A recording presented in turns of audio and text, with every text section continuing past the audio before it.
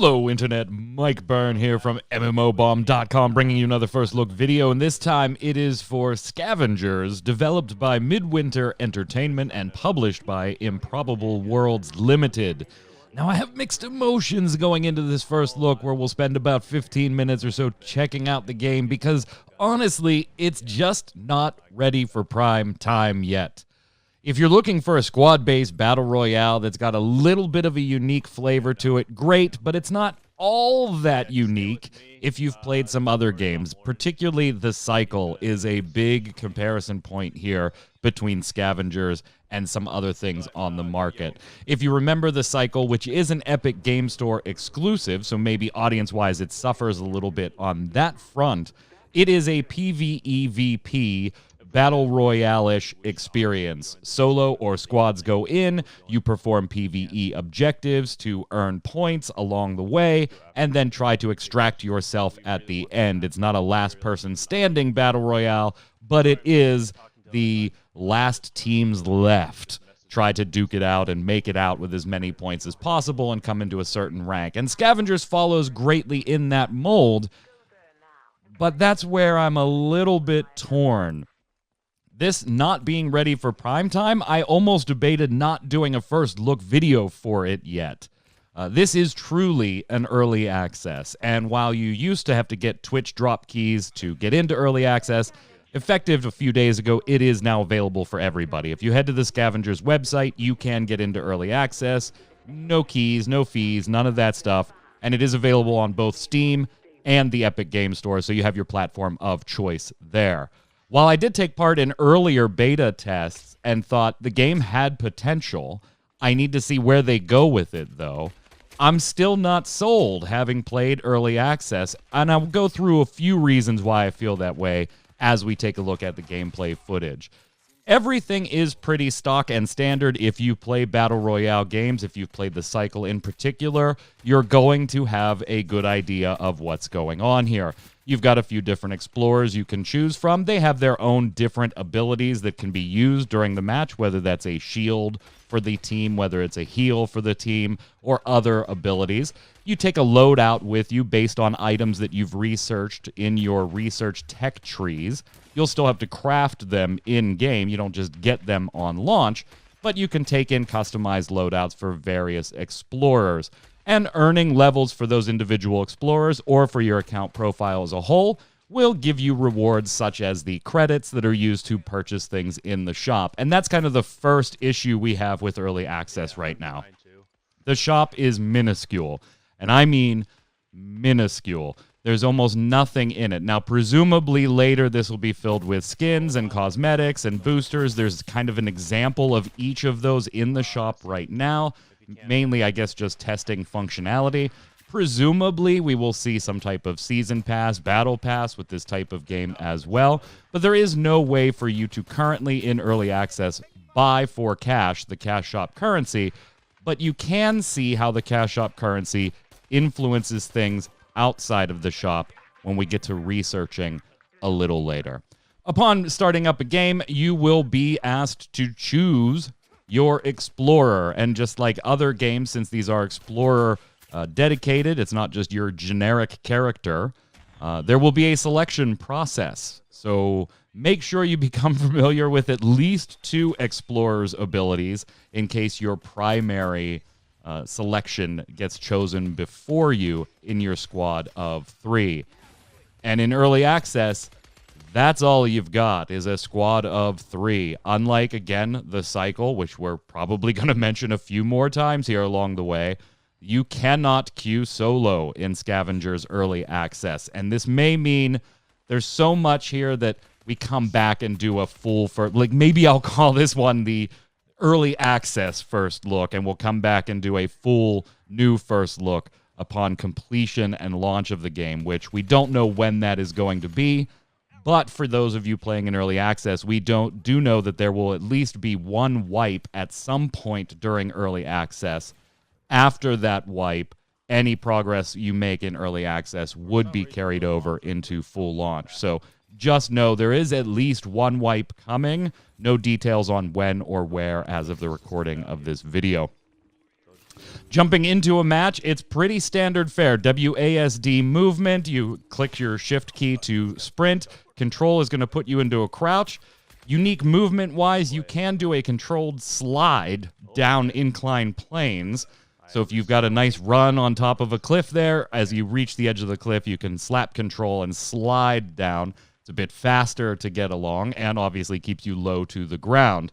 Now, the objective in-game is to collect as much data as you can for you and your squad, and then make it to the extraction point when the ship that extracts everybody lands towards the end of the match. The storm, in typical Battle Royale fashion, is going to close in around you and force all the teams closer and closer together, and there is kind of a mini-storm that will work its way through even the safe area at certain points, so you will have to watch out. The storm in this case being ultra cold, so you can see a cold meter in the lower left-hand corner, and you will get items and consumables that you can craft that can, of course, warm you up if you have to find a way through the storm at certain points. You'll be able to carry 2 weapons. Those are things that you will either find in the world or craft as you level up by shooting these PvE enemies that are basically target dummies. The AI is incredibly dumb right now, and hopefully that's something will be changed. Occasionally you can find yourself pinned down in a crossfire, but there's always some way around it. Then you just don't shoot from that location. You go find another way, and most of these AI enemies will just run directly at you or stand still in some cases. So the PvE objectives aren't very challenging. Find a data point on your map, go to it, clear the PvE enemies, and then protect the data point while your little robot goes ahead and extracts all the data and you and your teammates pick it up. Rinse and repeat throughout the entire environment. Differing from the cycle's multiple PvE objectives, this is primarily the main PvE objective throughout the game. Yes, there are little side things for you to find chests, to get scrap so that you can then craft your explorer's signature weapon, or craft better armor, or craft consumables if you've researched them and have the knowledge to do so and have put them on your character's loadout to be able to do so. But besides that harvesting materials to crafting, this is your core gameplay loop. Find locations on the map, clear them out for experience, level up so you can craft better and better armor, better and better weapons, get the data, move on to the next point, and rinse and repeat. If you come across enemies, actual player enemies, you can take them out for the PvP portion of this game and go ahead and pick up their data. So you can collect data both ways, but again, you really have the same objective here. And this type of gameplay without a myriad of options to collect data really kind of encourages all the squads to, in my experience, stay away from each other for as long as possible and then just mop them all up during the end phase as everybody's running to be extracted and pick up the data as you kill the other players then. So, yeah, it doesn't... If you're a PvP player and you like that, yeah, it doesn't pay to kill people very early. If they don't have data to drop upon kill, then it really doesn't help your objective. So PvP players maybe just find themselves waiting and going to do PvE stuff to collect data while they wait for other players to do that and collect data to make the kills rewarding. Yes, you will gain experience for both your account and individual explorers by performing various in-game functions, but the core loop of the gameplay is the collection of data. So killing other players that don't have data really doesn't help you in a meaningful way inside each match. And with the PvE side being a bit brain dead as far as the challenge right now, yeah, so stay alive as long as possible, collect a bunch of data, and then all the groups or the squads are going to fight it out at the end, and whoever gets caught in the worst position loses. I mean, it's pretty standard and pretty threadbare right now. Again, I like the game's aesthetic. It does have performance issues right now in early access, particularly with frame rate. Frame rate is a huge issue here and there. Most notable on my rig, which is a high-end rig, was the FPS staggering for about the first 20 seconds of a match immediately upon load-in.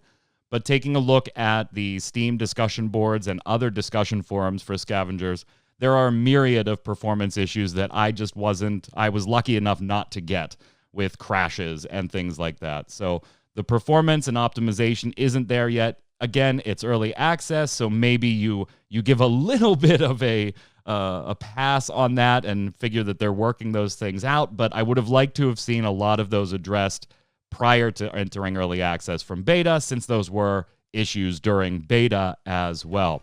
When you get back to the main menu, though, this is where the linear progression of the game happens right now. Farming materials in-game can give you consumables that you will come and you will basically melt down into various parts. Go to your research tree and you can start researching items. Now, there are two basic currencies at play here. Now, one is the credits, the cash shop currency, and the other one isn't really a currency. It's more of a stamina meter if you're familiar with mobile games. So let's say you farm up all the different, wood and fibers and everything you need to go ahead and research a wildcard weapon and be able to craft that on the leaders or the explorers that you put it on their loadout. You are going to need those different consumables, but also power, shown by this little cell phone battery up at the top. Now, you can only hold so much power, but that power that your power bank does increase in max capacity as you level up heroes and level up your profile. So you will get more and more and more. This recharges over time at a rate of 5 charges every minute.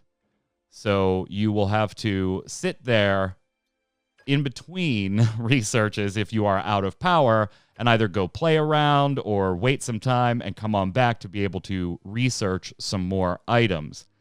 Once you've queued an item up for research, you can then use the cash shop currency to burn the cooldown a la mobile monetization.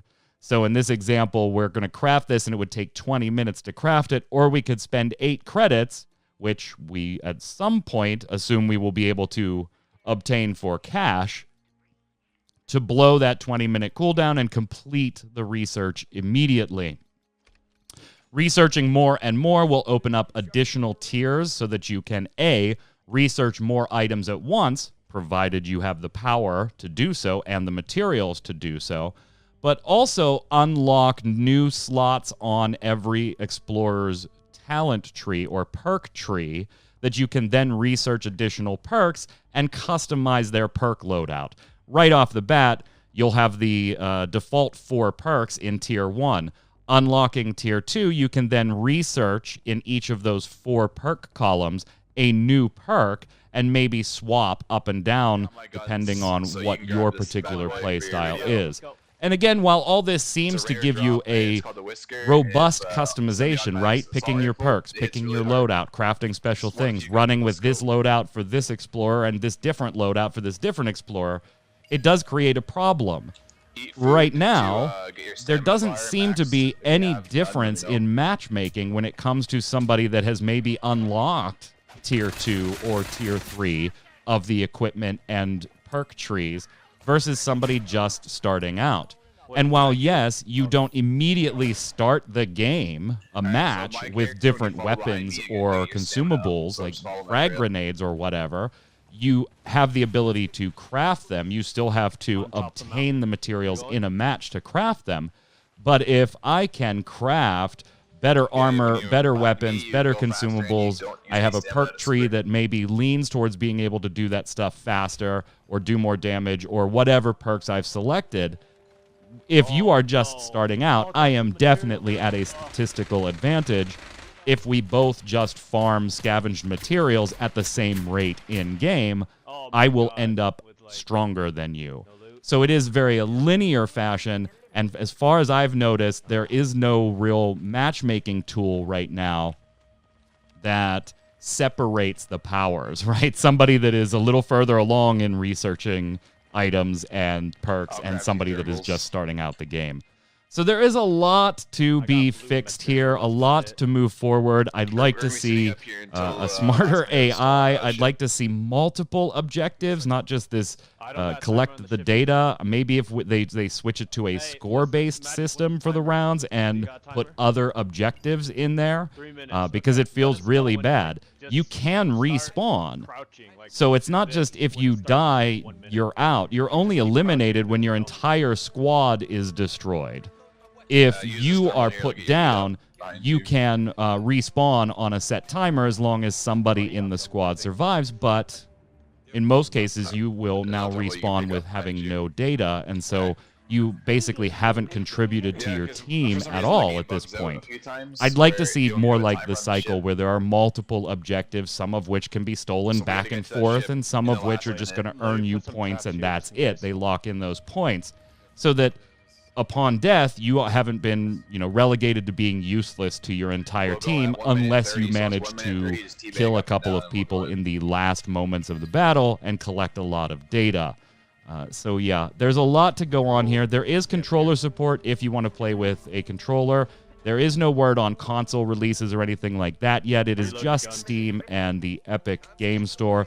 If you want to check it out, I definitely would recommend, if you're interested at all, that go ahead and give it a whirl. But it is kind of shallow and threadbare at the moment.